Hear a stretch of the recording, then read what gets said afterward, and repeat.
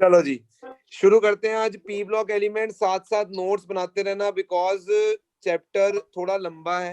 ठीक है, 16th group खास करके थोड़ा ज्यादा लंबा है। 16th ग्रुप में हमें टाइम लगेगा, 2-3 दिन लगेंगे 16th ग्रुप को करने में। करवाने को तो देखो एक दिन में भी करवाया जा सकता है, बट बात यह है कि हमने लर्निंग के साथ करना है चीजों को।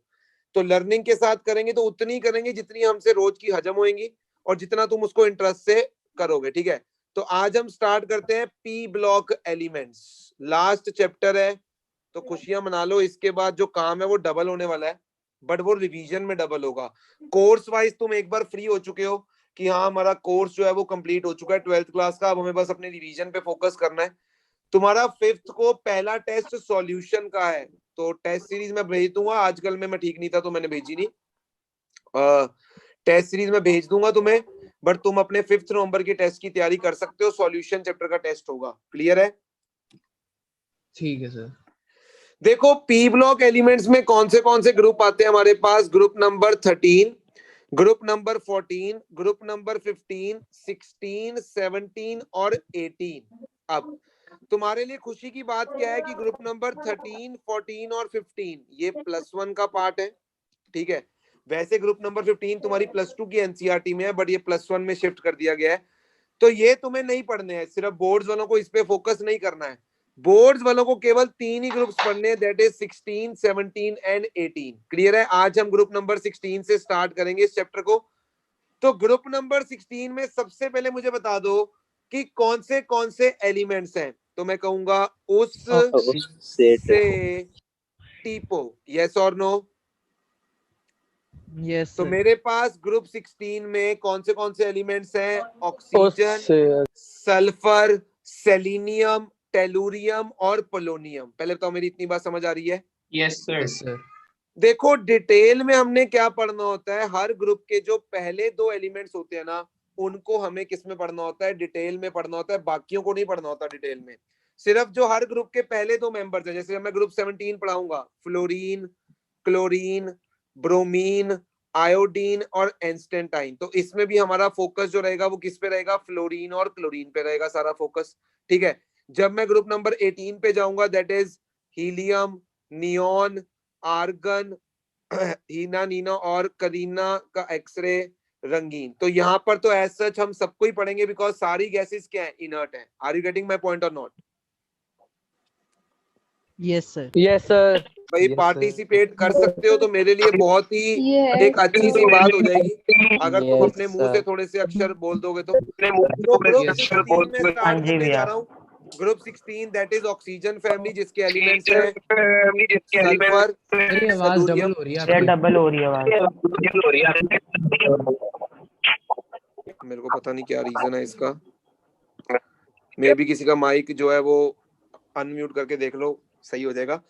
तो मेरे पास जो एलिमेंट्स हैं ऑक्सीजन, सल्फर, सेलिनियम, टेलुरियम और पोलोनियम। मेरी बात सुनो पहले ध्यान से।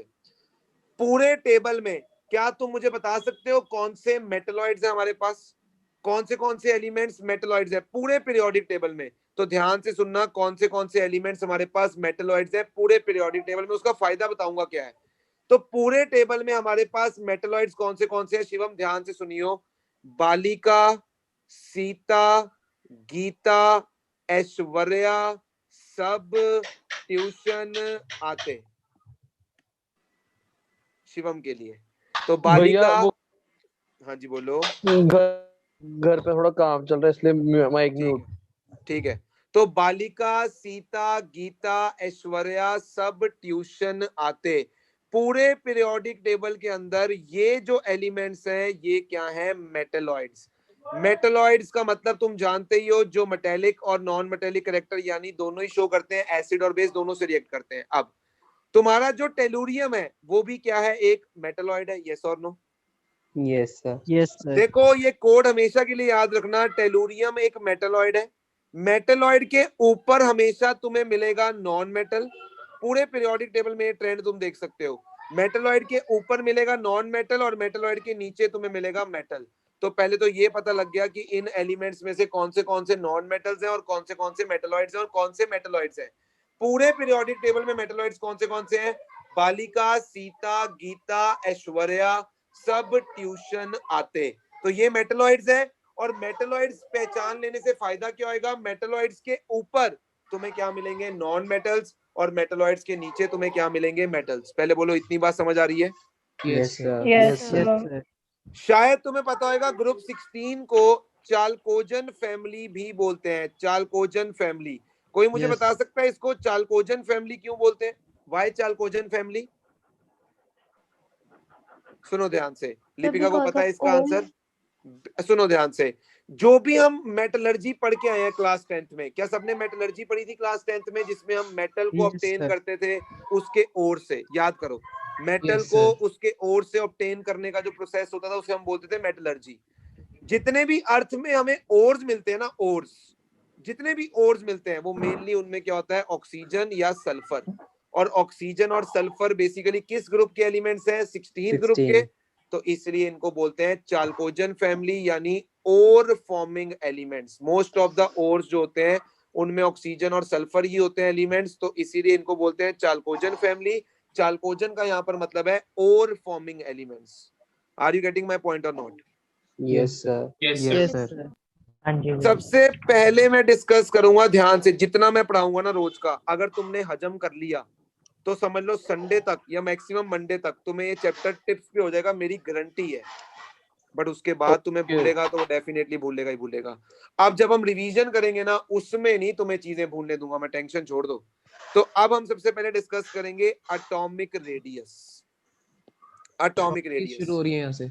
प्रॉपर्टी शुरू हो रही है, बिल्कुल सिद्धार्थ, बिल्कुल सही बोल रहे हो। यहाँ से प्रॉपर्टी शुरू हो रही है और सबसे पहली प्रॉपर्टी हम डिस्कस करने जा रहे हैं, दैट इज एटॉमिक रेडियस। बहुत ही सिंपल सी बात है, तुम्हें पता है कि डाउन द ग्रुप जाने पर, डाउन द ग्रुप जाने पर साइज क्या होता है, इंक्रीज होता है। ठीक है, यहाँ पर कोई एक्सेप्शन नहीं है। एक्सेप्शंस जो होती हैं ग्रुप 15 तक होती हैं, 13 में भी एक्सेप्शन होती है, 14 में भी होती है, 15 में भी होती है, बट ना कोई एक्सेप्शन 16 में है, ना 17, ना 18 एटॉमिक साइज को लेकर। ना 16वें ग्रुप में कोई एक्सेप्शन, ना 17वें में, ना 18वें में। मतलब जो नॉर्मल ट्रेंड है वही चलेगा। डाउन द ग्रुप तुम्हें पता है साइज जो है वो क्या करता है, इंक्रीज करता है। यस और नो? Yes, sir. यानी सबसे कम ऑक्सीजन, फिर उसके बाद सल्फर, फिर सेलिनियम, फिर टेलुरियम, और उसके बाद क्या होएगा, पोलोनियम। तो सिंपल सा एटॉमिक रेडियस का वो है सिंपल, डाउन द ग्रुप क्या होएगा, साइज इंक्रीजेस। तो डाउन द ग्रुप जब जाएंगे तो एटॉमिक साइज जो है वो क्या होएगा, इंक्रीज। यस और no? Yes, Yes sir. sir. Yes, sir. Yes, चलो। sir. पहला पॉइंट समझ आ गया, यैस्मिन? हाँ जी, यैस्मिन है क्लास में? नहीं है। हाँ जी भैया। हो तुम तो बोल भी दिया करो सर, तो समझ आ भैया गया आवाज मुझे। नहीं आ रही थी। हाँ जी, सेकंड जो प्रॉपर्टी है दैट इज आयोनाइजेशन एनर्जी। तुम सबको पता है कि आयोनाइजेशन एनर्जी जो होती है it is inversely proportional to atomic size. Yes और नो? भाई जितना Yes, साइज बड़ा होगा उतना नहीं। इलेक्ट्रॉन न्यूक्लियस से दूर होगा और उतना उस इलेक्ट्रॉन को निकालना आसान होगा। तो atomic size is inversely proportional to ionisation energy, यानी यहाँ पर जो ट्रेंड होगा आयनाइजेशन एनर्जी का उल्टा हो जाएगा एटॉमिक साइज से। यानी ऑक्सीजन की सबसे ज्यादा, फिर सल्फर, फिर सेलिनियम, फिर टेलुरियम और फिर पोलोनियम। बोलो इतनी बात समझ आ रही है? Yes, sir. Yes, sir. कोई Yes. एक्सेप्शन नहीं फिलहाल। जैसे डी ब्लॉक में कितनी सारी एक्सेप्शन थी ना, यहाँ पर एक सच कोई एक्सेप्शन नहीं अभी। बोलो clear? Yes, sir. Yes, sir. Yes, अब sir. Sir. तीसरी चीज आती है इलेक्ट्रॉन एफिनिटी। इलेक्ट्रॉन एफिनिटी यानी इलेक्ट्रॉन को अट्रैक्ट करने की पावर, इलेक्ट्रॉन को लेने की पावर। अब ध्यान से सुनना, यहां पर चीजों को बहुत ध्यान से समझने वाली बात है, ध्यान से देखना। अगर मैं बात करूं पीरियड 2 और पीरियड 3 की, पीरियड 2 में मेरे पास कौन से एलिमेंट्स है, मैं 13 ग्रुप से 18 ग्रुप तक जा रहा हूं। बोरोन, बोरोन के बाद carbon, nitrogen, oxygen, fluorine. Yes और no? Group number 13, group number 14, group number 15, 16 और 17। यस और no? Yes, sir. Yes sir. Yes, sir. Yes, sir. Period 3 में यहीं पर मेरे पास है एल्यूमिनियम, सिलिकॉन, फोस्फोरस, ठीक है, ऑक्सीजन, सल्फर और क्लोरीन। बोलो इतनी बात समझ आ रही है? Yes, Yes, sir. sir. Yes वैसे sir. तो इलेक्ट्रॉन एफिनिटी जो होती है, इलेक्ट्रॉन को लेकर एनर्जी रिलीज करना, कितनी एनर्जी रिलीज होती है जब कोई आइसोलेटेड गैसियस एटम इलेक्ट्रॉन को गेन करता है, वो डाउन द ग्रुप क्या होती है, डिक्रीज करती है। डाउन द ग्रुप जाने पर इलेक्ट्रॉन एफिनिटी क्या करती है, डिक्रीज करती है। बट यहां पर एक्सेप्शन है, जितने भी पीरियड 3 के एलिमेंट्स हैं जितने भी पीरियड 3 के एलिमेंट्स हैं उनकी इलेक्ट्रॉन एफिनिटी पीरियड 2 वालों से ज्यादा होती है। देखो अगर मैं फ्लोरीन की बात करूं, क्या फ्लोरीन को भी एक ही इलेक्ट्रॉन चाहिए स्टेबल होने के लिए? यस और no? Yes sir. Yes, Yes, sir. ठीक है, sir. और ये F माइनस में कन्वर्ट हो जाएगा। क्या क्लोरीन को भी एक ही इलेक्ट्रॉन चाहिए स्टेबल होने के लिए? Cl माइनस में कन्वर्ट हो जाएगा। अब Yes, Yes, sir. sir. Yes, sir. हमने ये देखना है कि इलेक्ट्रॉन को लेने के बाद ज्यादा एनर्जी कौन रिलीज करता है। ज्यादा एनर्जी वो रिलीज करेगा जो इन दोनों में से ज्यादा स्टेबल हुआ होगा। अब Chlorine. वैसे कॉन्सेप्ट क्या कहता है कि फ्लोरीन का साइज है छोटा, तो फ्लोरीन जल्दी से इलेक्ट्रॉन को लेगा और स्टेबल हो जाएगा और एनर्जी ज्यादा रिलीज करेगा। बट यहाँ पर क्या होता है, तुम सबको पता है, तुम सबने सुना होगा कि फ्लोरीन का साइज क्या होता है? छोटा। फ्लोरीन का साइज छोटा होने की वजह से 7 इलेक्ट्रॉन पहले से उसकी आउटर मोस्ट शेल में है। एक और इलेक्ट्रॉन ऐड होने से क्या हो जाता है? Electron electron repulsion. क्या हो जाता है? Electron electron repulsion. सुनना मेरी बात ध्यान से, पीरियोडिक में करवा चुका हूं मैं तुम्हें। यहां पर क्या हो जाती है? Electron electron repulsion. अब इलेक्ट्रॉन इलेक्ट्रॉन रिपल्शन के कारण देखो नेट अमाउंट में तो डेल्टा एच नेगेटिव ही होता है। मैं ये नहीं कहूंगा एनर्जी एब्जॉर्ब हो गई, एनर्जी रिलीज ही हुई, बट जितनी एनर्जी को रिलीज होना चाहिए था उतनी एनर्जी नहीं रिलीज हुई, क्योंकि इलेक्ट्रॉन इलेक्ट्रॉन रिपल्शन के कारण थोड़ी सी स्टेबिलिटी क्या है? कम हो गई in case of fluorine. But chlorine के केस में जब वो एक इलेक्ट्रॉन लेगा, क्लोरीन का घर बड़ा है, क्लोरीन का साइज बड़ा है, तो वहां पर इलेक्ट्रॉन इलेक्ट्रॉन रिपल्शन नहीं होती है, तो उसका जो डेल्टा एच होता है ज्यादा नेगेटिव वैल्यू देता है, मतलब ज्यादा एनर्जी रिलीज होती है। इसीलिए जितने भी ग्रुप पीरियड 3 के एलिमेंट्स हैं उन सब की इलेक्ट्रॉन एफिनिटी ज्यादा होती है as compare to period 2 elements, which is opposite to the trend. Trend कहता है कि ग्रुप में डिक्रीज करनी चाहिए, बट पीरियड 3 और पीरियड 2 के एलिमेंट्स के लिए एक्सेप्शन है। पीरियड 3 के एलिमेंट्स की पीरियड 2 के एलिमेंट से क्या होती है? ज्यादा। Are you getting my point और not? Yes, sir. Yes, sir. इसके Yes, बाद sir. वही ट्रेंड चलता है डिक्रीज करने का। हाँ, अब मैं बताता हूँ, उसी पे आ रहा हूँ मैं सिद्धार्थ, उसी पे आ रहा हूँ। अब अगर मैं ग्रुप 17 की बात करता हूँ ना, तो होनी चाहिए थी सबसे ज्यादा फ्लोरीन की, बट किसकी हो गई? क्लोरीन। फिर क्या आ गया? फ्लोरीन, फिर आ गया ब्रोमीन, और फिर आ गया आयोडीन। पहले बताओ इतनी बात समझ आ रही है? हाँ जी। Yes, sir. Yes, sir. JEE Mains 2020 का क्वेश्चन मैं तुम्हें बता रहा हूँ, और बच्चे गलत करके आए थे। बच्चे याद ही नहीं रख पाते इतनी सी चीज को भी। वो फ्लोरीन की सबसे ज्यादा करके आए थे, फ्लोरीन क्लोरीन ब्रोमीन आयोडीन, जबकि ये चीज तो +1 में पढ़ाई जाती है पीरियोडिक में। यस और no? Yes, sir. Yes, sir. Yes, sir. गलती करनी है तो 16th ग्रुप में होती है गलती सबसे बड़ी। सुनो यहाँ पर क्या आएगा? सल्फर की ज्यादा हो गई ऑक्सीजन से। यस और नो? उसके बाद आ गया तुम्हारा सेलेनियम, टेलुरियम और polonium. This is the correct order नहीं है, ये गलत ऑर्डर है। इसका करेक्ट ऑर्डर पता है क्या होता है? सल्फर की सबसे ज्यादा, फिर सेलेनियम, फिर टेलुरियम, फिर पोलोनियम, और ऑक्सीजन की लास्ट में चले जाती है। This is very important exception to remember. Experimental values के ऊपर ये डाटा जो है वो लिया गया है कि ऑक्सीजन की कम तो होनी थी सल्फर से, बट वो इतनी कम एनर्जी रिलीज हुई है कि वो सबसे लास्ट में चला गया है। तो ग्रुप 16 के लिए इलेक्ट्रॉन एफिनिटी का ऑर्डर जरूर याद रखना। ये तो एक्सेप्शन होनी ही होनी थी, सल्फर की ऑक्सीजन से ज्यादा तो होनी थी, but try to see the difference between group 17 and group 16। Group 17 में क्या है? फ्लोरीन की कम हुई है क्लोरीन से, बट बाकियों से तो ज्यादा ही है। बट यहाँ पर ग्रुप 16 में ऑक्सीजन की सबसे कम होगी और वो एंड में चला गया बेचारा। इस ऑर्डर को मत भूलना, दिमाग में रखना। क्लियर है? Yes, Yes. sir. Sir. It is completely based on your experimental data कि ऑक्सीजन की सल्फर से तो कम होने का रीजन है, बट अब सबसे कम होने का रीजन नहीं है, वो एक्सपेरिमेंटल वैल्यूज के ऊपर डिसाइड हुआ है। Are you getting my point और नॉट? हाँ जी सर। Yes, sir. तो इलेक्ट्रॉन एफिनिटी तुम्हें समझ आ गई ग्रुप 16 की। अभी 17th की पढ़ेंगे तो वहां पर फिर से डिस्कशन होगी, बट अभी 16th में मैंने बता दिया तुम्हें, ये जो ट्रेंड है पूरे पी ब्लॉक में फॉलो होगा। बोलो इतनी चीज क्लियर है? Yes. Yes, Yes, sir. sir. अब अगर Yes, मैं sir. फोर्थ प्रॉपर्टी की बात करूं, दैट इज इलेक्ट्रोनेगेटिविटी। तो इलेक्ट्रोनेगेटिविटी तो तुम्हें पता ही है कि it is again inversely proportional to size. ठीक है, तो और वैसे भी तुम्हें पता ही है कि कुछ एलिमेंट्स की तुम्हें याद रखनी है। फोन, याद करो, फोन, Call. कॉल, उसके Beer. बाद बियर, Yeah. बियर के बाद है तुम्हारे पास इश्क और पहलवान. पहलवान। इन एलिमेंट्स की तो तुम्हें याद रखनी है। फ्लोरीन की वैल्यू होती है 4, ऑक्सीजन की 3.5, नाइट्रोजन की 3, क्लोरीन की 2.5, ब्रोमीन की 2.3, इनकी 2 नहीं सॉरी एक सेकेंड, कुछ गलती हो रही है, एक सेकेंड।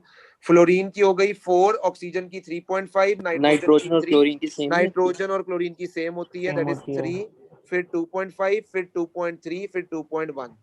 तो वैसे भी यहाँ पर electronegativity inversely proportional to size है, यानी उसका ऑर्डर क्या हो जाएगा, ऑक्सीजन की सबसे ज्यादा, फिर सल्फर, फिर सेलेनियम, फिर टेलुरियम और फिर पोलोनियम। भैया नाइट्रोजन की क्लोरीन, बाद क्लोरीन वहाँ और पे ब्रोमीन की क्लोरीन की बराबर है। 2.8 क्लोरीन, अच्छा क्लोरीन हाँ सच, हाँ हाँ हाँ, एक सेकेंड मैं दोबारा लिख देता हूँ, एक सेकेंड, हाँ जी।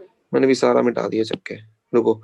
तो नाइट्रोजन की 3 है, एक सेकेंड, नाइट्रोजन की है 3, क्लोरीन की 2.8, ब्रोमीन की 2.5 एंड बाकी ऑर्डर सही है, ठीक है। सर वो पी तो के बाद क्या लिखा है? पी के बाद हाइड्रोजन है, फोस्फोरस और हाइड्रोजन की बराबर। तो हमें तो ग्रुप 16 की याद रखनी है, वो simple inversely proportional to size चलेगी। तो ऑक्सीजन की सबसे ज्यादा, फिर सल्फर, फिर सेलेनियम, फिर टेलुरियम और फिर पोलोनियम। बोलो इतनी बात क्लियर है पहले? यस भैया। Yes yes sir. सर। ये चारों सर ऑर्डर्स क्लियर क्लोरीन हो की गए? क्या लिखी है? किसकी? क्लोरीन की 2.8। निखिल हाँ या ना तो बोल दे सुनने के बाद। हाँ जी सर, अभी लेट आई है आवाज। ओके ओके ओके, चलो। तो इलेक्ट्रॉन एफिनिटी हमने डिस्कस कर लिया, इलेक्ट्रोनेगेटिविटी डिस्कस कर लिया, आयोनाइजेशन एनर्जी का ऑर्डर डिस्कस कर लिया और एटॉमिक रेडियस का डिस्कस कर लिया। यहां तक क्लियर है? बोलो ये चारों चीजें। हाँ जी सर क्लियर है। हाँ जी यस सर सर। क्लियर है। अब हम बात करेंगे, देखो सारी चीजें इंफॉर्मेशन बेस्ड हैं और तुम्हें याद ही करवानी है। मैंने, मेरा मेन मकसद तुम्हें याद करवाना है, पढ़ा तो सारी दुनिया ही रही है, हमने याद करना है साथ साथ। तो नेक्स्ट हम करेंगे हाइड्राइड्स ऑफ ऑक्सीजन फैमिली। हम सबसे पहले डिस्कस करेंगे ऑक्सीजन फैमिली के हाइड्राइड्स, यानी ऑक्सीजन फैमिली के जो मेंबर्स हैं हाइड्रोजन के साथ किस तरह के कंपाउंड्स बनाते हैं। तो पहले ऑक्सीजन ही है, वो हाइड्रोजन के साथ क्या बनाएगा, H2O, यस और नो। सल्फर क्या बनाएगा, H2S। सेलेनियम क्या बनाएगा, H2SC, H2TE और H2PO। तो ये इनके क्या है, हाइड्राइड्स हैं ऑक्सीजन फैमिली के। पहले तो मेरी इतनी बात समझ आ रही है? हाँ यस जी सर। सर। हाँ यस जी अब भैया। मैं तुम्हें बताऊंगा हाइड्राइड्स पे कौन से क्वेश्चन पूछे जाते हैं। सबसे पहला क्वेश्चन पूछा जाता है थर्मल स्टेबिलिटी का। सबसे पहले थर्मल स्टेबिलिटी का क्वेश्चन पूछा जाता है इन हाइड्राइड्स की, थर्मल स्टेबिलिटी को कंपेयर करो। फिर क्वेश्चन आता है रिड्यूसिंग करेक्टर का, रिड्यूसिंग करेक्टर का। और फिर क्वेश्चन आता है तुम्हारे पास एसिडिक स्ट्रेंथ का। तो तुम्हारे पास हाइड्राइड्स से 3 क्वेश्चन आने के पूरे पूरे चांसेस हैं। एक है थर्मल स्टेबिलिटी, एक है रिड्यूसिंग करेक्टर और एक है एसिडिक स्ट्रेंथ। सबसे पहले बात करते हैं थर्मल स्टेबिलिटी की। मुझे ये बताओ थर्मल स्टेबिलिटी का मतलब क्या होगा, what is the meaning of thermal stability? मतलब हीट प्रोवाइड करने पे कब तक वो अनरिएक्टेड है। हीट प्रोवाइड करने पे कब तक वो डिसोशिएट नहीं होगा, मतलब कब तक वो टूटेंगे नहीं, कब तक उसके बॉन्ड्स नहीं टूटेंगे। जितनी ज्यादा वो स्टेबिलिटी शो करेगा टुवर्ड्स द हीट, उतना ज्यादा वो क्या होगा, थर्मली स्टेबल। यस और नो? Yes sir. यस तो सर। तुम सोच के बताओ इन पांचों हाइड्राइड्स में से सबसे ज्यादा स्टेबल थर्मली किसको होना चाहिए और क्यों? H2O H2O, उसके बाद भाभी का? Due to hydrogen bonding. अरे हाइड्रोजन बॉन्डिंग तो एक्वस स्टेट में बात करते हैं, यहाँ पर हाइड्रोजन बॉन्डिंग का कोई लॉजिक नहीं है।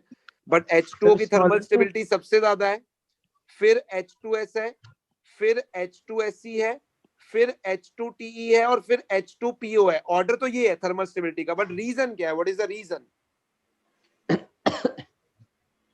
Sir small size. एग्जैक्टली। देखो हाइड्रोजन का साइज छोटा, ऑक्सीजन का साइज छोटा, क्या इफेक्टिव ओवरलैपिंग होगी, यस और नो? Yes sir. यस भाई सर। अगर ओवरलैपिंग इफेक्टिव हो रही है according to valence bond theory, तो क्या बॉन्ड स्ट्रेंथ भी ज्यादा होएगी? यस। अब जब नीचे जाओगे, हाइड्रोजन का साइज तो छोटा है, सल्फर का साइज बड़ा हो गया, और नीचे गए हाइड्रोजन का साइज छोटा, सेलेनियम का और बड़ा हो गया। क्या इफेक्टिव ओवरलैपिंग, जो ओवरलैपिंग है वो कम होती जा रही है नीचे जाते हुए, और ओवरलैपिंग कम होती जा रही है तो बॉन्ड की स्ट्रेंथ भी डिक्रीज होती जा रही है। और बॉन्ड की स्ट्रेंथ डिक्रीज होने का मतलब क्या है, कि जरा सी हीट दोगे और बॉन्ड टूट जाएगा। यस और no? Yes Yes. Sir. Yes अरे भाई सर। थोड़ी सी हीट देने भी बॉन्ड टूट जाएगा, क्योंकि नीचे जाते हुए क्या हो रहा है, साइज बढ़ता जा रहा है एलिमेंट का। हाइड्रोजन का साइज छोटा, जो छोटा साइज वाला आएगा छोटे वाले के साथ ओवरलैपिंग करेगा। यस और नो?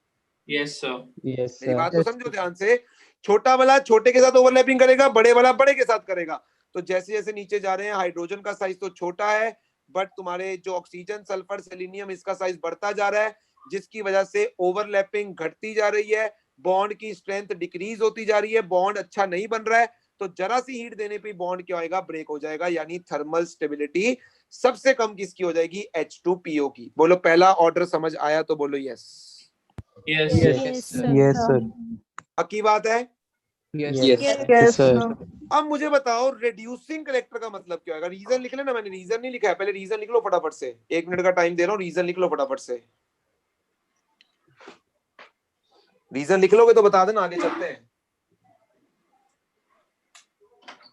रोज कसम खा लो, बेशक आधा घंटा पढ़ेंगे बट आधा घंटा रोज रिवाइज करेंगे जो हमने पिछली क्लास में पढ़ा होगा।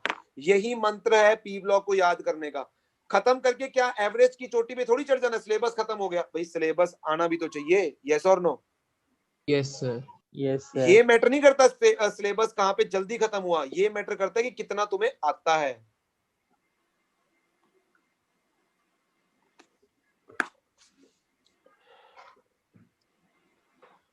बड़ा मजा आने वाला है टेस्ट सीरीज में, सच्ची बता रहा हूँ, बहुत मजा आएगा। अगर तुम मेरा साथ सच्चाई से दोगे ना तो बहुत मजा आएगा, सच्ची बोल रहा हूँ। तुमने +1 में इतने मार्क्स देखे भी नहीं होंगे जो तुम्हें मैं +2 में दिखाऊंगा, बट उसमें तुम्हें साथ देना पड़ेगा सर, साथ नहीं दोगे तो फिर नहीं कुछ हो सकता। सिंपल, सच्चाई बहुत बड़ी चीज होती है, एटलीस्ट सच्चे रहना, बस बहाने मत मारना कि सर मैं इसलिए नहीं आ सका, ये हो गया, मैं इसलिए नहीं आ सकता। और मैं तुम्हें बार बार कह रहा हूँ, प्लीज अपने आप को प्रोटेक्ट करके रखो।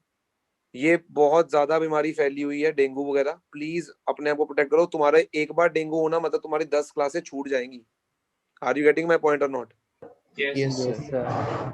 और मेरे लिए भी दुआ करना रोज, बिकॉज मेरी 10 क्लासें तुम्हारी 10 क्लासें छूटेंगी, ठीक है ना। चलो, तो यहाँ तक क्लियर हो गया सबको? हाँ जी सर, क्लियर। अब पहले ये बताओ रिड्यूसिंग करेक्टर का मतलब कौन समझाएगा मुझे, रिड्यूसिंग करेक्टर का मतलब? मतलब वो दूसरे इलेक्ट्रॉन को को और oxidize जल्दी करने दे सकता है। मतलब reducing agents, Yes, sir. Reducing Yes, agent, sir. दूसरे को ऑक्सीडाइज नहीं, दूसरे को रिड्यूस खुद करना है, ऑक्सीडाइज हो Reduce जाना। खुद ऑक्सीडाइज। अच्छा याद करो, जब कोई कंपाउंड हाइड्रोजन देता है, हाइड्रोजन देता है तो खुद को क्या करता है, ऑक्सीडाइज। ऑक्सीडाइज। तो मतलब वो Yes. अच्छा रिड्यूसिंग एजेंट होता है, यस और नो? Yes, sir. अगर Yes, कोई हाइड्रोजन दे देगा, लॉस ऑफ हाइड्रोजन को हम बोलते हैं ऑक्सीडेशन, यानी उसने अपने आप को ऑक्सीडाइज किया, यस और नो? Yes. Yes. यानी दूसरे को रिड्यूस किया, Yes, sir. ठीक है, मतलब वो अच्छा रिड्यूसिंग एजेंट होगा। सही बोल रहा हूँ कि नहीं? Yes, sir. Yes, sir. अब अभी तुमने थर्मल स्टेबिलिटी की बात की है, चोपड़ा साहब मुझे एक बात बताओ, O और H का बॉन्ड है, ठीक है, यहाँ Yes. पर S और H का बॉन्ड है, यहाँ पर Sc और H का बॉन्ड है, यहाँ पर टेलुरियम और H का बॉन्ड है। तू मुझे बता इनमें से सबसे कमजोर बॉन्ड किसका है? टेलुरियम और एच का, पीओ और एच का। पी और H का। इसका मतलब ये बॉन्ड चोपड़ा साहब टूट जाएगा जल्दी, यस। इसका मतलब ये H+ दे देगा जल्दी से। अगर ये H+ जल्दी से दे देगा तो मतलब ये ऑक्सीडाइज हो जाएगा, यस और नो? हो जाएगा, हाँ जी भैया। तो भाई Yes, दूसरे को क्या करेगा, रिड्यूस। Reduce. तो मतलब रिड्यूसिंग करेक्टर क्या होना चाहिए, बता उल्टा सकते हो? हो जाएगा। रिड्यूसिंग इसका उल्टा, ऑपोजिट हो जाएगा। रिड्यूसिंग करेक्टर इसका क्या हो जाएगा, ऑपोजिट हो जाएगा। पहले H2PO, फिर H2TE, फिर H2Se, फिर H2S और फिर H2O। क्या तुम्हें लॉजिक समझ आया रिड्यूसिंग करेक्टर के लिए? हाँ जी सर, आया सर। Yes, sir. क्योंकि हर चीज कनेक्टेड है। अब अगली बात मैं एसिडिक स्ट्रेंथ की करने वाला हूं भाई। एसिडिक स्ट्रेंथ, एसिड बढ़िया वो होगा जो जल्दी H+ देगा भाई, यस और नो? Yes, sir. जल्दी हाँ H+ जी, वो सर। देगा जिसका हाइड्रोजन जो है, जिसका बॉन्ड मजबूत Weak नहीं है। होगा। और तुम्हारे को पहली लाइन में ही बता दिया थर्मल स्टेबिलिटी में किसका हाइड्रोजन के साथ बॉन्ड मजबूत नहीं है, पोलोनियम का। Polonium. यानी यही order है एसिडिक ना। स्ट्रेंथ का भी सेम ऑर्डर होगा जो रिड्यूसिंग करेक्टर का है, यस और नो? Yes, sir. सर। बेटा जो क्वेश्चन बोल दिए ना क्लास में आएंगे, वही पेपर में छपे छपाए आने हैं। अब तुम्हें याद कितने रहेंगे ये तुम्हारी अचीवमेंट होगी। बस जो बोल दिया ना कि अगर हाइड्राइड्स में से बोल दिया यही 3 क्वेश्चन आएंगे, तो यही 3 क्वेश्चन आएंगे, और इसके तुम्हें ऑर्डर अगर याद रहे तो तुम क्वेश्चन खत्म कर दोगे वहीं पे। बोलो, बहुत ही इजी है। एसिडिक स्ट्रेंथ का ऑर्डर भी सेम एज रिड्यूसिंग करेक्टर है। अगर किसी को समझना है तो पहले समझ लो, फिर हम आगे बढ़ेंगे। Clear है, sir. आगे समझिए। बोलो पक्की बात है? Clear हाँ है हाँ जी, जी sir. भैया। Yes, sir. सबको क्लियर है? यस। Yes sir. ओके, अब आगे चलें। हाँ जी सर। चलो देखो कुछ चीजें तो मैं तुम्हें कवर करा दूंगा, मैं तुम्हें 80% एनसीईआरटी कवर करा दूंगा, बट कुछ तुम्हें पढ़नी भी पड़ेगी साथ साथ। कुछ चीजें हो सकती है मैं स्किप भी कर जाऊं पढ़ाते पढ़ाते, बट तुम्हें वो एज इट इज पढ़नी भी पड़ेंगी अपने आप।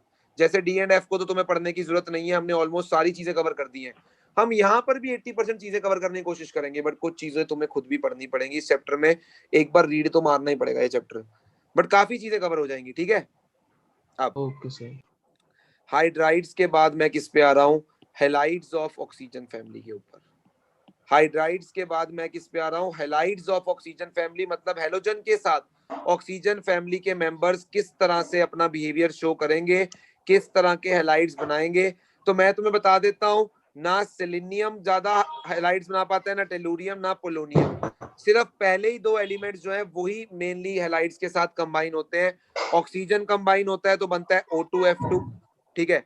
सल्फर कंबाइन होता है बनता है S2F2, समझ रहे हो मेरी बात। क्लोरीन के साथ होएगा तो S2Cl2, ठीक है। ब्रोमीन के साथ होगा तो S2Br2। तुम समझ रहे हो ना, ग्रुप 16 वाले एलिमेंट्स को दो बॉन्ड्स बनाने हैं। ऑक्सीजन फ्लोरीन के साथ एक बॉन्ड नहीं बना सकता, फ्लोरीन को तो एक बनाना है, बट क्या ऑक्सीजन स्टेबल हुआ?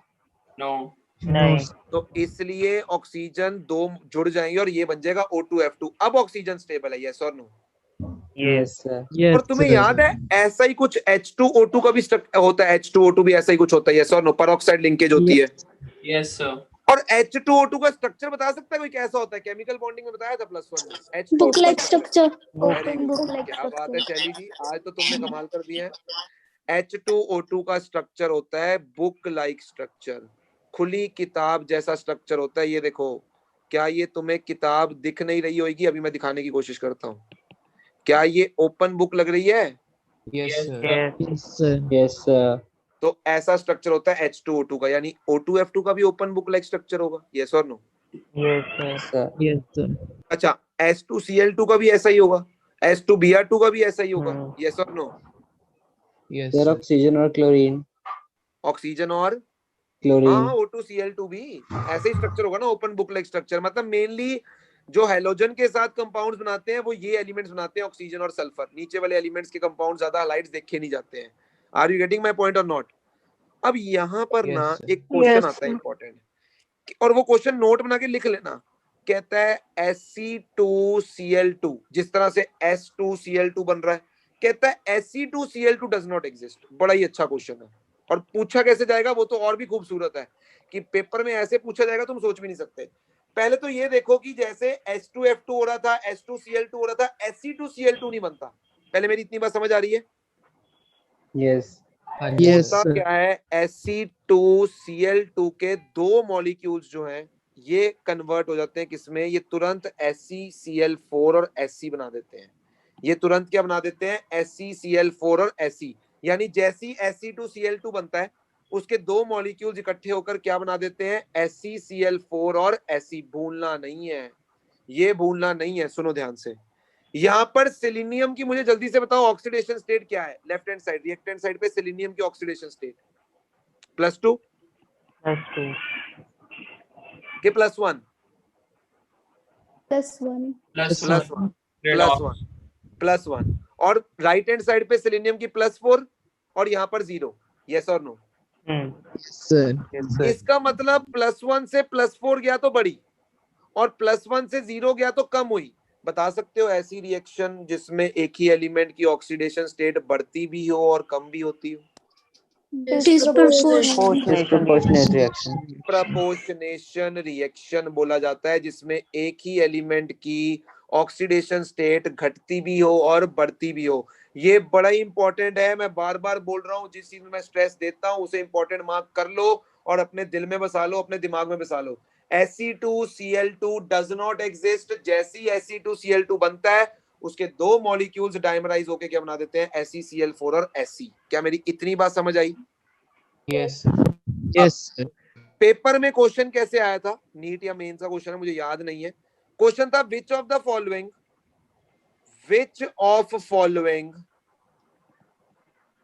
Following undergoes disproportionation reaction. Which of the following undergoes disproportionation reaction? Option देता हूं, मल्टीपल था ये। H3PO3 मतलब मोर देन वन करेक्ट है। बी पार्ट है H3PO4, सी पार्ट है H3PO2 और डी पार्ट है SC2Cl2। अब अभी तुमने SC2Cl2 को तो देख रखा है कि ये तो करता ही है डिस्प्रपोर्शनेट, यस और नो? Yes sir. ठीक है, ये तो करेगा ही करेगा। अब H3PO3 में फोस्फोरस +3 है, चेक करना +3 आ रहा ना, ये कुछ और आ रहा है, चेक करो। 3 आ रहा है। +3 आ रहा है। H3PO4 में +5, H3PO2 में +1, यस और नो? यस। अरे देख लो भाई, रेडॉक्स से भैया। आता है निकालना, नहीं Yes, तो मैं sir. बता दूं जिसकी Yes, निकालनी है sir. उसकी एक्स ले लो, इतना तो यार सीखा होगा +1 यस में। सर। अब देखो फोस्फोरस की मैक्सिमम ऑक्सीडेशन स्टेट कितनी हो सकती है? +5, यस और नो? Yes sir. और मिनिमम हो सकती है -3, ठीक है ना? मैक्सिमम कितनी हो सकती है? +5 और मिनिमम कितनी हो सकती है? -3। कैसे निकालते हैं पता है मैक्सिमम और मिनिमम? पता है कि नहीं? सीख लो नहीं तो। बता दो सर। एक बार सिखा दो। एक सेकंड, ये हैंग हो गया भाई साहब, सिखाता हूँ। ये देखो, जैसे मान लो 15वें ग्रुप में, ओ यार एक तो ना टेक्नोलॉजी भी ना कई बार धोखा दे जाती है। अरोड़ा साहब फीस फूस ले आओ, शिव अरोड़ा नया ले लें। बस को भैया खत्म हो, यहाँ पे हम ओप्पो चला रहे हैं, आपको ये चलाना है। बेटा मैं तुम्हारी उम्र में ना गैलेक्सी चलाता था, गैलेक्सी आज भी याद है मुझे, J7। वो गैलेक्सी महंगा है, ये 5000 का फोन है। ओए गैलेक्सी ना पता नहीं केड़ा था, मेरे पास 3-4 हजार का फोन था। तो आस कर रहा है। अब सुनो चलो ध्यान से। मैं 2000 महंगा चला रहा हूँ, बात तो एक ही है। ग्रुप 15 के मुझे बताओ, जो ग्रुप 15 के एलिमेंट्स हैं उनकी वैलेंस शेल में कितने इलेक्ट्रॉन्स होंगे? 5 बताओ यार, इतना भी नहीं बता पाते हो ना, फिर मेरे को गुस्सा बहुत चढ़ता है। 5 इलेक्ट्रॉन्स होंगे। जो मैक्सिमम ऑक्सीडेशन स्टेट होती है ना, वो वैलेंस इलेक्ट्रॉन के बराबर होती है, कि मैक्सिमम एलिमेंट कितनी शो कर सकता है, वो उसके वैलेंस इलेक्ट्रॉन के बराबर होती है। और जो मिनिमम होती है वो वैलेंस इलेक्ट्रॉन -8 होती है, यानी इसकी मैक्सिमम कितनी होगी? +5 और मिनिमम -3। -3। अच्छा, 16th ग्रुप में 6 वैलेंस इलेक्ट्रॉन होंगे, यानी मैक्सिमम कितनी होगी? 6 +6 और मिनिमम -2 -2 -2 17th ग्रुप की मैक्सिमम +7 और मिनिमम -1 बस ये लॉजिक है, सिंपल। ठीक है, अब मुझे तुम आंसर बताओगे कि इनमें से कौन से डिस्प्रपोर्शनेट कर सकते हैं, मतलब अपनी ऑक्सीडेशन स्टेट बढ़ा भी सकते हैं और घटा भी सकते हैं। तो कौन से डिस्प्रपोर्शनेट कर सकते हैं इनमें से? ए और सी। ए और सी बिल्कुल सही है, क्योंकि फोस्फोरस तो +5 में है, अब +6 तो होने से रहा, यस और नो? क्योंकि उसकी मैक्सिमम ही +5 है। मतलब Yes. ये जो कंपाउंड है ये कम जरूर कर सकता है ऑक्सीडेशन स्टेट को, बट बढ़ नहीं सकता। यस और नो? हाँ जी भैया। अरे Yes, +3 वाला +1 में चला जाएगा, +5 में चला जाएगा, बढ़ भी सकती है कम भी हो सकती है। +1 वाला 0 में चला जाएगा, +3 में +5 में चला जाएगा, बढ़ भी सकती है कम भी हो सकती है। बट बेचारा +5 वाला क्या करेगा? वो तो ना वो बढ़ा नहीं सकता है, घटा सकता है, यस और no? Yes, Yes. sir. Yes हाँ जी भैया। यानी H3PO4 मैं उसको कहूंगा it is oxidising agent. Yes, sir. अगर वो बिहेव करेगा तो ऑक्सीडाइजिंग एजेंट की तरह कर सकता है, रिड्यूसिंग एजेंट की तरह कभी नहीं बिहेव कर सकता, यस और नो? हाँ जी। Yes sir. अब बंदे को पहले ए और सी तो पता होते हैं, वो पता है फंसता कहाँ पे आके है? डी में। और डी वो भूल जाता है कि ये भी डिस्प्रपोर्शनेट कर सकता है, बिकॉज उसे याद ही नहीं होती जो चीज टीचर ने पढ़ाई होती है क्लास के अंदर। तो क्या मेरी बात समझ आ रही है तुम्हें? हाँ जी Yes, सर। sir. बोलो, ये कम क्लियर हो गया तुम्हें? Halides Yes. Of oxygen family clear हो गए? Yes, sir. Clear है, Yes, sir. अब हम बात करेंगे ऑक्सीजन की। मैंने पहले ही बोला था कि तुम्हें जो पहले 2 ग्रुप के पहले 2 एलिमेंट्स होते हैं उसके बारे डिटेल में पढ़ना होता है। यानी सबसे पहले हम बात किसकी करेंगे? O2 ऑक्सीजन की। Sir, सबसे पहले, हाँ जी, multiple correct questions भी आते हैं. अरे ये मेंस में आया होगा ना, Okay. मतलब मेंस में कह रहा हूँ, एडवांस में आया होगा ना, मल्टीपल चॉइस में। सर हाँ, किसके बच्चे खेल रहे हैं? हाँ, आपके घर पे खेल रहे हैं आपके। नहीं, मेरे बच्चे नहीं खेल रहे हैं। किसके बच्चे चलो। खेल रहे हैं भाई? अपना माइक म्यूट कर लो, मेरे बच्चे नहीं खेल रहे हैं। मेरे बच्चे तो तुम हो। आपके अभी हुए कहाँ पे? तो तुम हो ना, तो तुम हो ना। अरे फीस माफ है फिर हमारी? क्यों? अब आपके बच्चे हैं सर। मैंने ये कब कहा कि मैं अपने बच्चों से फीस नहीं लूंगा? अपने बच्चे बातों से मुकर रहे हो सर अब आप। मैं तो मुकरता हूँ ही नहीं। ठीक है सर, मर्जी है आपकी सर। तेरा तो मैंने ब्याज लेना साथ में। जितने दिन लेट हो रही है ना, मैं कॉपी में लिख रहा हूँ। ठीक है सर, बच्चे से पता है जितना क्या है मर्जी यार, लेट मैं दे, तुम्हें बताता हूँ, अपने मैं बच्चे तुम्हें से बताता जब हूँ, मर्जी दे। मैं तुम्हें बताता हूँ। मैं कहता हूँ बेशक बातें करो, जो मर्जी करो, सब अलाउड है। मजे करो, मजे से पढ़ो, बोरिंग नहीं पढ़ना, मजे से पढ़ो, बट पढ़ना है, बस इतना समझ लो। हाँ जी भैया। क्लास ना लगाने के नहीं बहाने ढूंढने, क्लास लगाने के बहाने ढूंढो। ठीक है भैया। ठीक है, ओके ओके, गुड नाइट। ठीक है ना शिवम? तो तेरा ब्याज जो है वो मैं जोड़ता जा रहा हूँ। अब एक ही बार मैं तेरे को बताऊंगा तेरा ब्याज कितना इकट्ठा हो गया है। मर्जी है सर आपकी। एंजल ने माइक ही नहीं अनम्यूट करना। एंजल कहती मैं नहीं पार्टिसिपेट करूंगी, मैं मजाक कर में भी लो। नहीं पार्टिसिपेट करूंगी। वो कहती पहले ब्याज काटो मेरा। हाँ है भी। आ गई देखा? एंजल। हाँ अभी देखा। सर मैं बोल रही हूँ, देखो कितनी डिस्टर्बेंस है, इसलिए मैंने mic. I can understand Angel, I can understand. अच्छा सर। कोई मुझे एक आंसर बताएगा? देखते हैं सही किसका होगा। हाँ विच जी। अमंग द फॉलोइंग, तुम्हारी क्लास में से विच अमंग द फॉलोइंग जो बोलता ही नहीं है? बा- ऑप्शंस दूं? भाविका बरारा। नहीं, ऑप्शन सुन सर लो। ऑप्शन। ऑप्शन मैं दे देता हूँ, ठीक है? तुमने बताना लीस्ट, जिसने कभी बोलना ही ना हो, मतलब अपने आप तो बोलना ही ना हो, ठीक है? ऑप्शन ए है ध्रुव, ऑप्शन बी है शिवम, ऑप्शन सी है राघव गौतम, और ऑप्शन डी है आशुतोष कालरा। आशुतोष। आशुतोष। कहने की बात है भैया। सर मैंने चारों को बोलते सुना है। मैंने आशुतोष को बोलते तो नहीं सुना है। मैंने आशुतोष भी एक नहीं बार सुना। हाँ ही हेलो ही बोल दे सबको। वो देख, आशुतोष हेलो भी नहीं बोलता। आ गया आशुतोष। सर बोल दिया। आशुतोष तो पढ़ता है ना कि म्यूट लगा के चला जाता है कहीं पर। नहीं चलो अच्छी बात है। चलो अब ऑक्सीजन की प्रेपरेशन करते हैं। ध्यान से सुनना मेरी बात को, बस ध्यान से। सर अभी देखो, हेलाइड्स का नहीं है, हेलाइड्स का खत्म हो गया। हेलाइड्स का काम खत्म, और भी पढ़ेंगे जब एनसीईआरटी में घुसेंगे तो अच्छे से घुसेंगे, बट अभी के लिए खत्म है। क्लियर है? Okay sir. अब सुनना ध्यान से। ऑक्सीजन को प्रिपेयर करने के डिफरेंट तरीके तुम्हें बताऊंगा। सर हमें कैसे पूछेगा एग्जाम में? तुम्हें पूछेगा कंप्लीट द रिएक्शन में। तुम्हें लॉजिक सीखना है, इसीलिए बोल रहा हूं तुम्हें लॉजिक सीखना है। सुनो ध्यान से। अगर तुम्हारे पास कोई हाईली रिएक्टिव मेटल का नाइट्रेट है, हाईली रिएक्टिव मेटल का नाइट्रेट, सुन लो ध्यान से, इसको अगर गर्म करोगे तो तुम्हारे पास बनेगा मेटल नाइट्राइट। ये सब बेसिक्स हैं जो तुमने सीखने हैं। मेटल नाइट्राइट और साथ में बनेगी ऑक्सीजन गैस। क्या बनेगा? मेटल नाइट्राइट और साथ में बनेगी ऑक्सीजन गैस। अगर मॉडरेटली रिएक्टिव मेटल का नाइट्रेट है तुम्हारे पास, मॉडरेटली रिएक्टिव मेटल का नाइट्रेट यदि तुम्हारे पास है और तुम उसको गर्म करते हो तो तुम्हारे पास बनेगा मेटल ऑक्साइड। मेटल का ऑक्साइड बनेगा, साथ में NO2 और साथ में O2 बनेगी।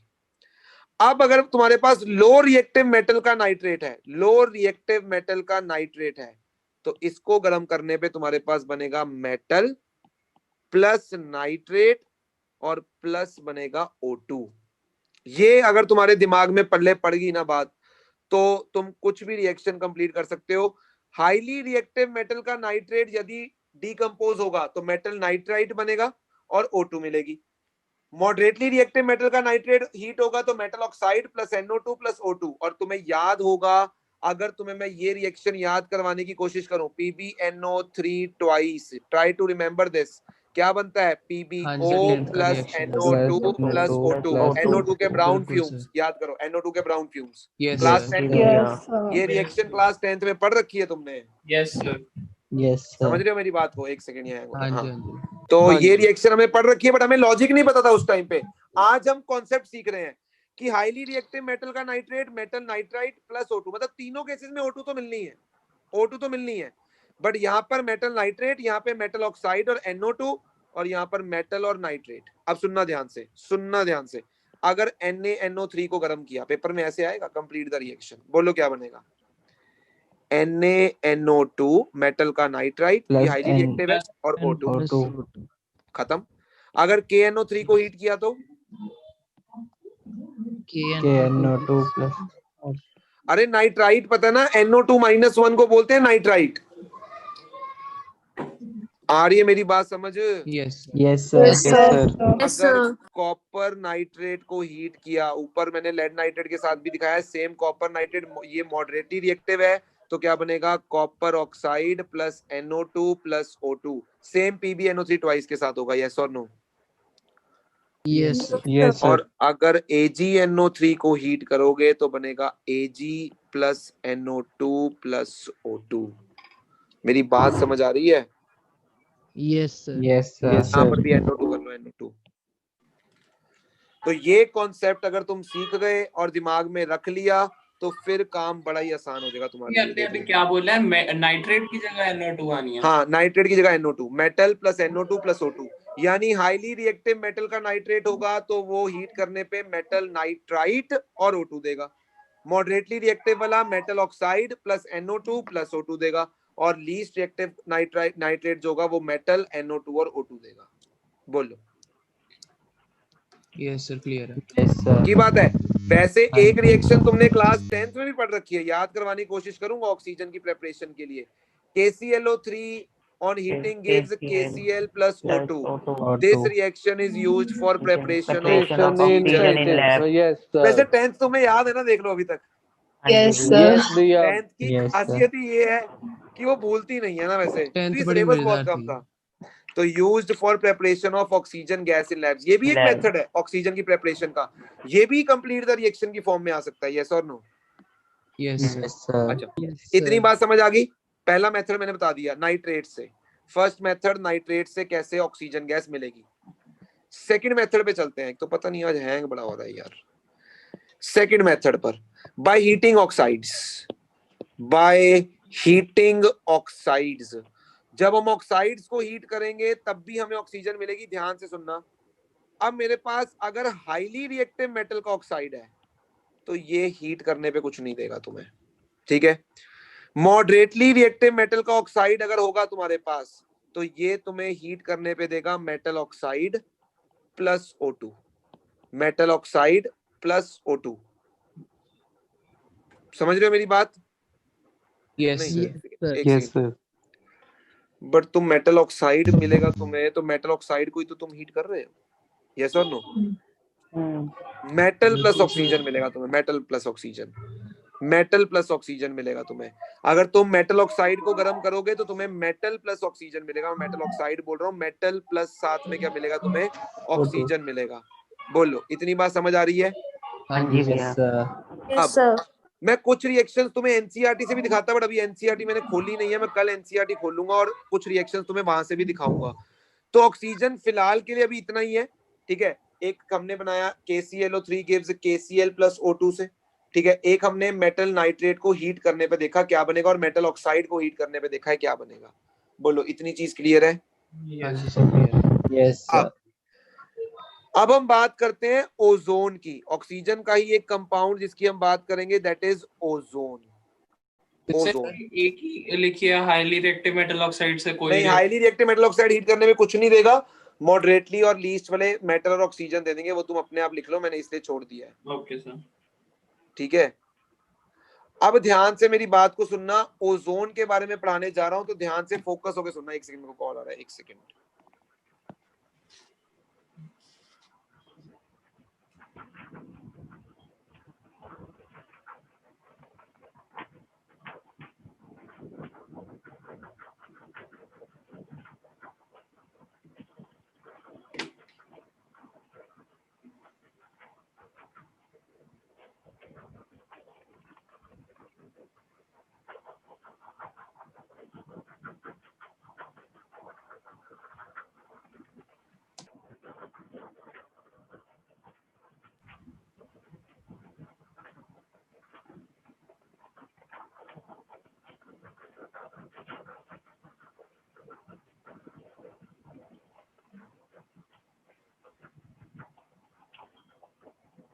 हाँ जी, आवाज आ रही है ना मेरी?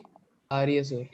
चलो, अब हम पढ़ने जा रहे हैं किसके बारे में? ओजोन के बारे में। तो ध्यान से सुनना। देखो, ओजोन के बारे में सबसे पहली एक इंपॉर्टेंट चीज है जो एनसीईआरटी में एज इट इज लिखी है। प्योर ओजोन की अगर तुम बात करोगे, प्योर ओजोन गैस की, तो ये होती है पेल ब्लू कलर की। Pale blue, it is a pale blue colour gas, ठीक है। और Yes. अगर मैं गैस की बात करूं तो पेल ब्लू कलर होता है, अगर मैं लिक्विड की बात करूं तो dark blue liquid, it is a dark blue liquid. और अगर मैं सॉलिड में आ जाऊं तो वॉयलेट ब्लैक। ये बड़ा ही इंपॉर्टेंट क्वेश्चन हो सकता है कॉम्पिटिटिव एग्जाम में कि गैसियस स्टेट में कलर ओजोन का पेल ब्लू होता है, लिक्विड स्टेट में डार्क ब्लू, और सॉलिड स्टेट में वॉयलेट ब्लैक। ये सबसे पहले तो ओजोन के बारे में तुम्हें पता ही होना चाहिए, इंपॉर्टेंट चीज है। बोलो, इतनी बात समझ आ रही है मेरी ओजोन के बारे में? Yes Yes. Sir. Yes, sir. Pale blue gas है, डार्क ब्लू लिक्विड, और वॉयलेट ब्लैक क्या है? सॉलिड है। आवाज आ रही है ना? आ रही है सर। हाँ।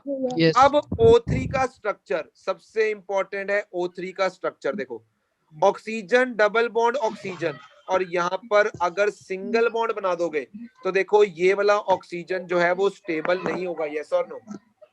Yes. हाँ जी तो सर। यहाँ पर क्या बनता है तुम सबको पता है, कोऑर्डिनेट बॉन्ड, कोऑर्डिनेट बॉन्ड। ठीक है। और अगर कोऑर्डिनेट बॉन्ड को नॉर्मली तुम्हें रिप्रेजेंट करना हो कोवेलेंट बॉन्ड से, तो जिसने दिया है उस पे आ जाएगा प्लस और जिसने लिया है उस पे आ जाएगा माइनस, यस और नो? Oxygen sir. के यहाँ पे Yes, sir. लोन पेयर देखोगे, 2 बॉन्ड पेयर है तो 2 लोन पेयर होंगे। यहाँ पे 3 बॉन्ड पेयर है तो 1 लोन पेयर होगा, और यहाँ पर 1 बॉन्ड पेयर है तो 3 लोन पेयर होंगे। यह मैंने लोन पेयर भी बना दिया ऑक्सीजन के, हर ऑक्सीजन एटम के ऊपर। बोलो, इतनी बात क्लियर है? Yes. Yes. हाँ जी सर। Sir. अच्छा, ऑक्सीजन की हाइब्रिडाइजेशन यहाँ पर अगर देखना चाहते हो, अगर मैं इस ऑक्सीजन की हाइब्रिडाइजेशन की बात करूंगा या किसी भी ऑक्सीजन की हाइब्रिडाइजेशन की बात करूंगा, तो हाइब्रिडाइजेशन कैसे निकालते हैं? Number of sigma bonds bond plus number of lone pairs, yes और नो? हाँ जी भी तो है। ऑक्सीजन को देख लो, 2 सिग्मा बॉन्ड और 1 लोन पेयर है, और इसका सम अगर 3 आ रहा है तो क्या यहाँ पर हाइब्रिडाइजेशन sp2 होगी, यस और नो? यस। हाइब्रिडाइजेशन sp2 है, दिख रही है सबको हाइब्रिडाइजेशन sp2, यस और नो? Yes sir. Yes. हाँ जी भी है। अगर किसी की हाइब्रिडाइजेशन sp2 हो, सिर्फ उसकी ज्योमेट्री कैसी होती है? Trigonal. Trigonal planar. But Planar। यहाँ पर sp2 के साथ एक लोन पेयर भी है, यहाँ पर sp2 के साथ, ये sp2 नहीं है, यहाँ पे sp2 के साथ एक लोन पेयर भी है। और अगर sp2 के साथ एक लोन पेयर भी है तो ज्योमेट्री कैसी हो जाती है? It is a bent shape, it Yes, is a sir. Bent Hmm. Shape, Bent yes shape। और no? It is a Yes. Bent shape, ठीक है। तो भैया हाइब्रिडाइजेशन, हाँ जी बोलो। निखिल या फिर संचित के पीछे से बच्चों की आवाज आ रही है। तो म्यूट कर लो वो दोनों ही माइक। तो इसे, इसकी जो शेप है बेंट शेप है, और इसकी जो हाइब्रिडाइजेशन है sp2 है। इसकी जो ज्योमेट्री है, ज्योमेट्री जो होगी वो क्या होगी? Trigonal planar. Geometry will be trigonal planar, shape will be bent shape, और यहाँ पर जो उसकी हाइब्रिडाइजेशन है sp2। ध्यान से सुनना, मुझे बता सकते हो ऑक्सीजन में तुम्हें एक डबल बॉन्ड दिखाई दे रहा है और एक सिंगल बॉन्ड, तो क्या ऑक्सीजन के जो 2 बॉन्ड्स हैं वो बॉन्ड लेंथ इक्वल होंगी कि डिफरेंट होंगी? डिफरेंट होंगी। डिफरेंट होंगे। हाँ जी, कौन कौन डिफरेंट बोल रहा है कि यहाँ पर O और O की जो बॉन्ड लेंथ है दोनों बॉन्ड्स में डिफरेंट होगी? सेम होगी। OO बॉन्ड लेंथ सेम होगी। होगी बिकॉज यहाँ पर रेजोनेंस है। Resonance. यहाँ पर रेजोनेंस की वजह से OO बॉन्ड लेंथ सेम होगी। इसका रेजोनेंस हाइब्रिड ऐसा बन जाएगा, रेजोनेंट हाइब्रिड ये बन जाएगा इसका रेजोनेटिंग हाइब्रिड, यस और नो? इसमें रेजोनेंस है कि नहीं, यस और नो? Yes, sir. अरे Yes, sir. Yes sir. ये देखो ना, ये इधर मूव करेगा तो ये इधर भी तो आएगा। रेजोनेंस है कि नहीं है? Yes, sir. है सर। तो रेजोनेंस की वजह से ये इंपॉर्टेंट है, नोट बनाकर लिख लो। जैसे तुमने गलती की है, सब करते हैं। OO बॉन्ड लेंथ सेम होगी ड्यू टू रेजोनेंस। यहाँ पर रेजोनेंस की वजह से OO बॉन्ड लेंथ सेम होगी। पहले मेरी इतनी बात समझ आ रही है तुम्हें? हाँ जी sir. Sir partial charges Yes, भी sir. आएंगे। हाँ, पार्शियल चार्जेस भी आएंगे, बिल्कुल सही बोल रहे हो। बट अभी मैं उसका रेजोनेटिंग हाइब्रिड नहीं बना रहा हूँ एज सच। मैं सिर्फ ये बताना चाहता हूँ कि उसका OO बॉन्ड लेंथ जो है वो सेम होएगा ड्यू टू रेजोनेंस, ठीक है। अब मैं आता हूँ Yes. किसके ऊपर? Preparation of ozone. Preparation of ozone के ऊपर, ठीक है। ओजोन की प्रेपरेशन की अगर मैं बात करता हूं, ध्यान से सुनना। ओजोन की जो प्रेपरेशन है वो कैसे होती है? ऑक्सीजन गैस से होती है, ठीक है। ऑक्सीजन गैस में क्या पास करना पड़ता है? साइलेंट इलेक्ट्रिक चार्ज, मतलब इलेक्ट्रिसिटी पास करनी पड़ती है। Silent electric charge, electricity pass करते ही तुम्हें यहाँ पर क्या मिल जाएगी? O3। ये कंप्लीट द रिएक्शन में आ सकती है। साइलेंट का मीनिंग क्या होगा इसमें? कुछ नहीं, मतलब कम अमाउंट में, ज्यादा इलेक्ट्रिसिटी नहीं। ओके। क्लियर है? तो इलेक्ट्रिसिटी पास करते ही O2 में से तुम्हें क्या मिल जाएगी? O3 मिल जाएगी। ओजोन। क्लियर है? यस। ओजोन तुम्हें पता ही है हमारे एटमॉस्फेयर को हार्मफुल यूवी रेडिएशन से प्रोटेक्ट करती है, यस और नो? यस हाँ जी सर। भैया। अब Yes, मैं sir. बात करूंगा प्रॉपर्टीज ऑफ ओजोन की। देखो सबसे पहली चीज ना, ओजोन की खासियत क्या है? तुमने फेशियल्स भी सुने होंगे, ओजोन के फेशियल्स आते हैं। ये तो नहीं सुना सर, पर ये सुना है कि ये पॉइजनस होती है गैस। पॉइजनस तो होती भैया है बट O3 के हाँ जी हाँ जी हाँ O3 का सुना नहीं? O3 फेशियल्स इतने ज्यादा फेमस है हाँ O3 जी हाँ के। जी आते हाँ जी हाँ जी। फेस वॉश भी आते हैं, फेशियल्स भी आते हैं। सुनो ध्यान से, ये ये भैया जो जाली यूज O3 करते है ना, सारे। ये जो O3 है, O3 ये क्या करता है? ये अनस्टेबल होता है और ये डीकंपोज करके क्या दे देता है? O2 और नेसेंट ऑक्सीजन। इसे हम क्या बोलते हैं? Nascent oxygen. ऑक्सीजन। जो भी बंदा नेसेंट ऑक्सीजन देने का दम रखता है वो ऑक्सीडाइजिंग एजेंट की तरह बिहेव करता है। It act as a oxidising agent. ये जो नेसेंट ऑक्सीजन होती है ना, ये कंपाउंड्स को ऑक्सीडाइज करने में हेल्प करती है। This is very very important कि ओजोन एक अच्छा ऑक्सीडाइजिंग एजेंट है, क्योंकि ये टूट कर क्या दे देता है? O2 और नेसेंट ऑक्सीजन। इतनी बात समझ आ रही है? हाँ जी सर। ये बहुत इंपॉर्टेंट है। रिएक्शन अब जो मैं करवाने जा रहा हूं एनसीईआरटी में से समझ नहीं आएंगी, तो मैं तुम्हें बताने जा रहा हूं oxidation, oxidising nature of ozone. ध्यान से सुनना, क्या ओजोन एक अच्छा ऑक्सीडाइजिंग एजेंट है शैली? यस और नो? Yes sir. है। तो ये अच्छा ऑक्सीडाइजिंग एजेंट क्यों है Ambika? Why it is an अच्छा ऑक्सीडाइजिंग एजेंट? हाँ जी अंबिका, ये अच्छा ऑक्सीडाइजिंग एजेंट क्यों है? Why ozone is a good oxidising agent? Ambika, Yashika? वो O2 और नेसेंट ऑक्सीजन में टूट जाता है। बिल्कुल। और ये नेसेंट ऑक्सीजन कंपाउंड को क्या कर देता है? किसी भी कंपाउंड को ऑक्सीडाइज। अब सुनना मेरी बात ध्यान से, अगर मैंने पीबीएस की रिएक्शन O3 से कर दी, सुन लो ध्यान से, तुम्हें पता है O3 ने किस में टूटना है? O2 में और O में। यस और नो? तो O2 तो आएगा ही आएगा, O3 O2 में टूटेगा ही टूटेगा। अब जो नेसेंट आवाज कट ऑक्सीजन है, रही है। अब जो नेसेंट ऑक्सीजन है वो क्या करेगा? इस कंपाउंड को ऑक्सीडाइज करेगा। पहले तो मेरी इतनी बात समझ आ सर रही है? आपकी आवाज कट रही है। हाँ जी भैया। नहीं अब आ कट रही है? नहीं कट रही। सही आ रही है सर। अब आ रही है? हाँ जी। अभी है। अब आ सुनो रही है ध्यान सर। से, मैंने क्या बोला? O3 तो चोपड़ा साहब O2 में कन्वर्ट हो गया नेसेंट हाँ जी। ऑक्सीजन देकर। अब जो नेसेंट ऑक्सीजन मिली है वो इस कंपाउंड को क्या करेगी? ऑक्सीडाइज। Yes oxidise. और नो? अच्छा, इसमें Pb+2 में है और S-2 में। यस और नो? अगर हाँ जी। Pb+2 को ऑक्सीडाइज किया तो Pb+2 से कहां पर चला जाएगा? +4 में। जी भैया। बट मैं कहूंगा ये नहीं जाएगा। क्यों नहीं जाएगा? ये ऑक्सीजन के साथ रिएक्ट कर जाएगा। हाँ नहीं, Pb+2 Pb+4 में नहीं ऑक्सीडाइज हो सकता। क्यों नहीं हो सकता? ओए लल्लुओं, ऑक्सीडेशन स्टेट अनस्टेबल होएगी। इनर्ट पेयर इफेक्ट याद करो। इनर्ट पेयर इफेक्ट में हमने क्या सीखा था कि कहे शिवजी सुनो पार्वती, नीचे जाते हुए हायर ऑक्सीडेशन स्टेट की स्टेबिलिटी घटती है। कम यस हो और नो? जाती है। हाँ जी तो भैया। पीबी, देखो प्रोडक्ट तो वो बनेगा ना जो स्टेबल होगा। तो Pb+2 तो Pb+4 में ऑक्सीडाइज नहीं हो सकता। इतनी बात समझ आ रही है? Yes sir. अरे क्यों नहीं हाँ हो जी सकता? ये सर। रीजन बता रहा हूँ। लोग बोलते हैं रिएक्शन को रट लो। मैं रिएक्शन रटने के लिए नहीं बोल रहा हूँ, तुम्हें प्रोडक्ट सिखा रहा हूँ कैसे बनेगा। रटने की जरूरत नहीं है। इसका मतलब Pb+2 में ही रहेगा। इतनी बात समझ आ रही है? हाँ जी Yes, सर। sir. यस। अब ऑक्सीडाइज कौन होएगा? S ऑक्सीडाइज होगा। यस और नो? Yes. हाँ जी। अब यस सुनना, सर। जहां कहीं पर भी नेसेंट ऑक्सीजन की वजह से ऑक्सीडेशन हो रही है ना, सब्सटेंस ऑक्सीडाइज हो रहा हो, तो वो सब्सटेंस किस भी ऑक्सीडेशन स्टेट में हो वो अपनी मैक्सिमम ऑक्सीडेशन स्टेट में चला जाएगा।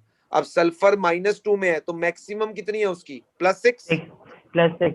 Yes sir. और वो मिलती है सल्फेट के अंदर, तो बन जाएगा PbSO4। यहाँ पर Pb देख लो अभी भी +2 में ही है, बट सल्फर +6 में जा चुका है।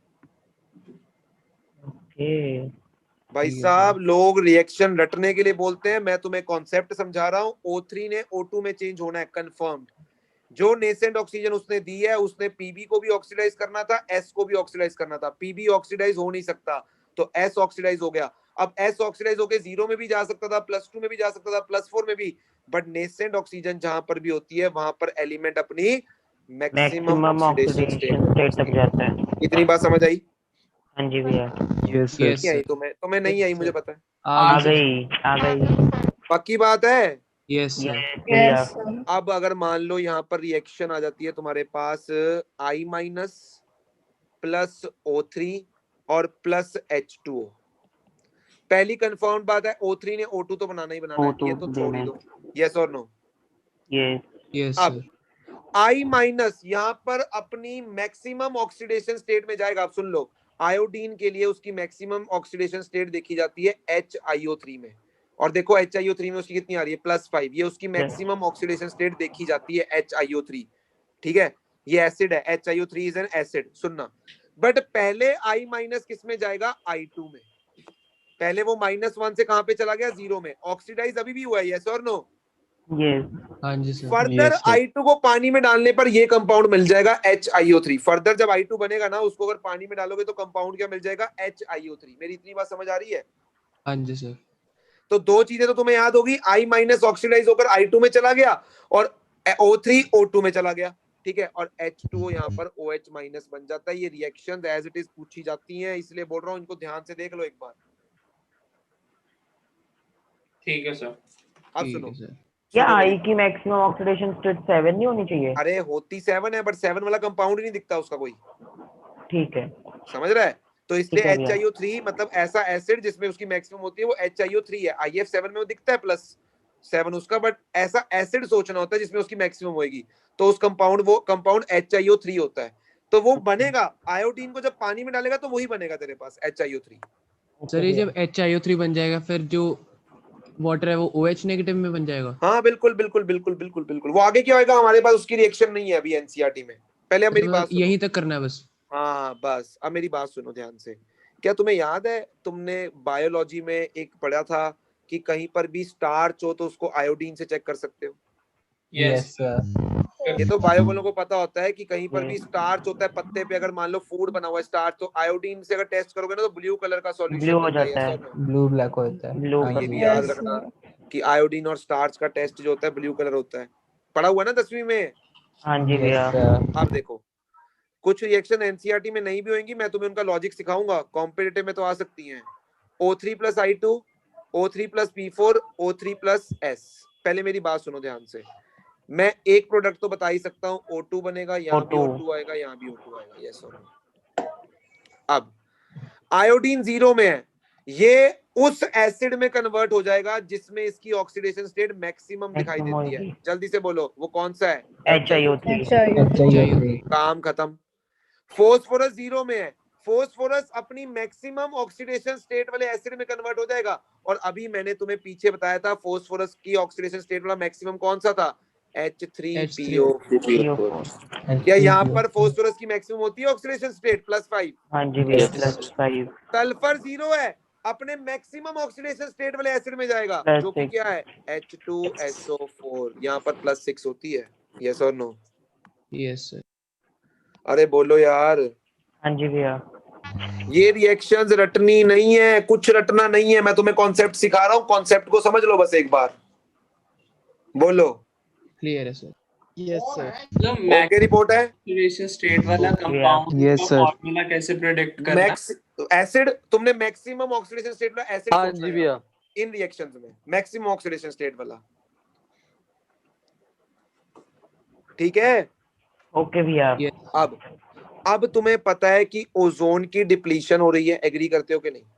Yes yes sir. भाई ओजोन की क्या हो रही है, डिप्लीशन हो रही है। जो हमारे एरोप्लेन्स होते हैं ना, एरोप्लेन से क्या निकलती है, NO गैस। क्या निकलती है, NO गैस, नाइट्रस ऑक्साइड। बता सकते हो यहाँ पर +2 ऑक्सीडेशन स्टेट होगी नाइट्रोजन की? Yes sir. अच्छा, यस सर। ओजोन एटमॉस्फेयर में तो है ही अपर लेयर्स में, तो O3 ने तो O2 में कन्वर्ट होना है भाई, ये तो कंफर्म्ड है। ठीक है, नाइट्रोजन को उसने पटक कर उसकी ऑक्सीडेशन स्टेट मैक्सिमम में फेंकना है, तो मैक्सिमम में NO2 बन जाएगा यहाँ पर +2 से +4। समझो मेरी बात को। अब क्या हुआ, क्या ओजोन ऑक्सीजन में कन्वर्ट हो गई?